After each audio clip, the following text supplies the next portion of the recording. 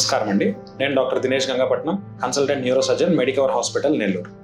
ఈరోజు మనము ప్రతాప్ ఊటుకూరు నుంచి పోర్ట్లో మెకానిక్గా పనిచేస్తారు. ప్రతాప్ గారు 37 సంవత్సరాలు.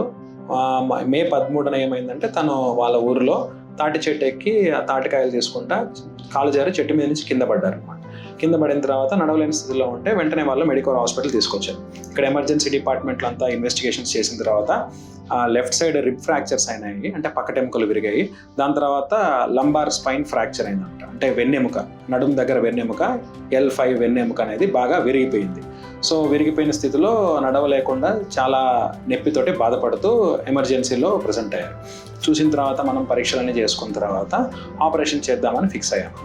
ఆపరేషన్ వచ్చేసి మనం కీహోల్ సర్జరీ చేసాం మన ప్రతాప్ గారికి. కీహోల్ సర్జరీ ఏంటంటే పెద్ద కోత లేకుండా, అంటే ఈ ఫ్రాక్చర్ ఏదైతే అయిందో దాని పై లెవెల్ కింద లెవెల్లో మనము స్క్రూలు రాడ్స్ వేసి ఫిక్స్ చేస్తామన్నమాట.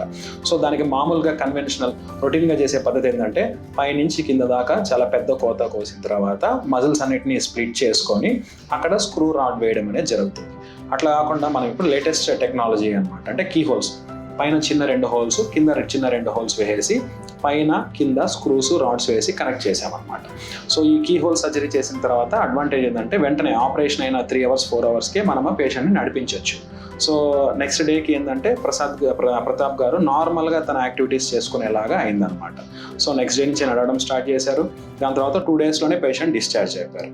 ఈ కీ హోల్ సర్జరీ ద్వారా అంటే మనం ఏం చేస్తామంటే MIS అనమాట, MIS fixation, minimally invasive surgeries.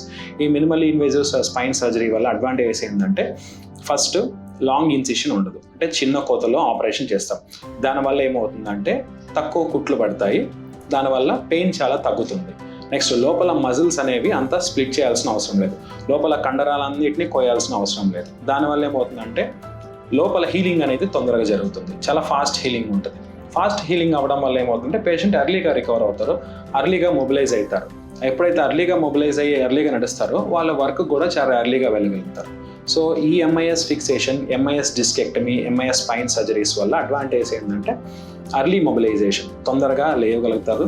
Less post operative pain, అంటే పోస్ట్ ఆపరేటివ్గా పేషెంట్కి చాలా తక్కువ నొప్పి ఉంటుంది, ఎక్కువ రోజులు మనం మందులు పడాల్సిన అవసరం కూడా ఉండదు. ఎర్లీ టు వర్క్, తొందరగా వాళ్ళ పనిని వాళ్ళు చేసుకోగలుగుతారు అనమాట. ఆఫీస్కి వెళ్ళే వాళ్ళు ఆఫీస్కి వెళ్ళొచ్చు, లేబర్ వర్క్ చేసుకునే వాళ్ళు లేబర్ వర్క్ కూడా చేసుకోవచ్చు అనమాట. సో ఈ కీ హోల్ సర్జరీ చేయడం వల్ల ప్రతాప్ చాలా తొందరగా కోలుకున్నారు. అండ్ వితౌట్ ఎనీ డెఫిసిట్స్, అంటే ఎటువంటి పోస్ట్ ఆపరేటివ్గా ఎటువంటి ఇబ్బంది లేకుండా చాలా ఎర్లీగా కోలుకుని తన వర్క్ తాను ఇప్పుడు చేయగలుగుతున్నాడు. సో దయచేసి అందరూ ఈ కీ హోల్ సర్జరీస్ని ఇక్కడ మెడికవర్ హాస్పిటల్లో మేము చేస్తున్నాము. Minimal invasive spine surgeries and endoscopic spine surgeries చేస్తున్నాము. ఈ సేవలను అందరూ వినియోగించుకోవాలని కోరుతున్నాం. Thank you. నమస్కారం అండి, నా పేరు మాధవి, మా హస్బెండ్ పేరు ప్రతాప్. మేము ఊటుకూరు కంచరపాలెం నుంచి వచ్చాము. తను లాస్ట్ మంత్ 13న తాటికాయలు కోయిపోయి చెట్టు మీద జారి పడ్డాడు. తను నడవలేని పరిస్థితిలో మేము మెడికవర్ హాస్పిటల్కి తీసుకొచ్చాము. ఇక్కడ టెస్ట్లు అవి చేసి స్కాన్ తీసి వెనక వెన్నుపూస విరిగింది, పక్కటెముకలు విరిగాయని డాక్టర్ దినేష్ సార్ ట్రీట్ చేశారు. తను సర్జరీ చేశారు. ఒక 2 డేస్ అబ్జర్వేషన్లో పెట్టుకొని నెక్స్ట్ సర్జరీ చేశారు. సర్జరీ అయిన మరుసటి రోజు నుంచే తను కొంచెం నడవగలుగుతున్నాడు. ఇప్పుడు తన పని తను బాగా చేసుకోగలుగుతున్నాడు. Thank you Dinesh sir, medical బృందానికి అందరికీ మా ధన్యవాదాలు.